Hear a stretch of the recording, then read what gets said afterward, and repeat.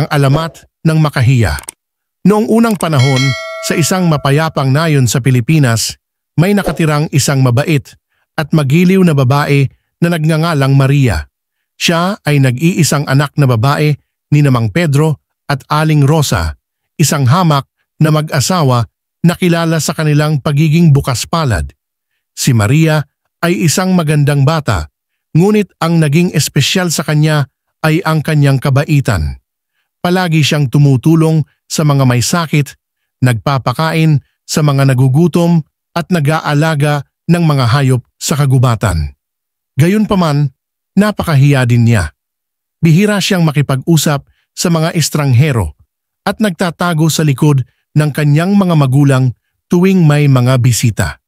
Bago tayo magpatuloy sa ating kwento, kung mahilig kayo sa mga kagaya nitong kwento, maaari bang pakisubscribe ang ating channel at huwag kalimutang i-like ang ating video. Malaking tulong ito para sa katulad kong content creator.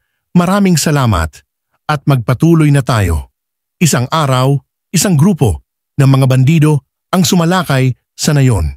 Nagnakaw sila ng pagkain, sinunog ang mga bahay at kinidnap ang mga taga-nayon.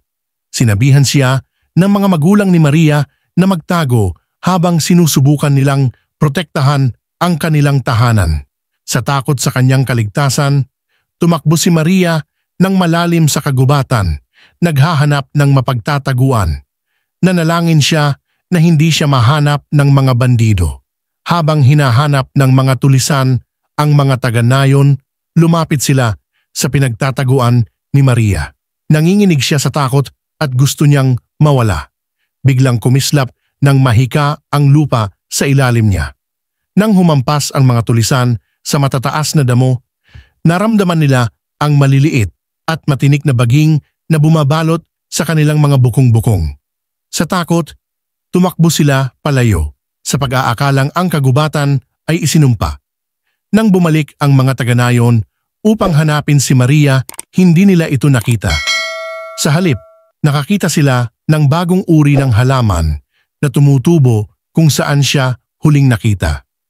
Mayroon itong maselan, parang pako na mga dahon na tumutupi sa loob tuwing may humihipo sa kanila, tulad ng kung paano mapapahiya si Maria kapag may lumapit sa kanila.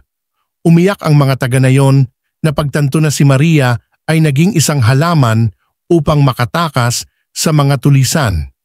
Pinangalanan nila itong Makahiya na nangangahulugang mahiyain sa Filipino, bilang parangal sa batang babae na parehong maamo at matapang.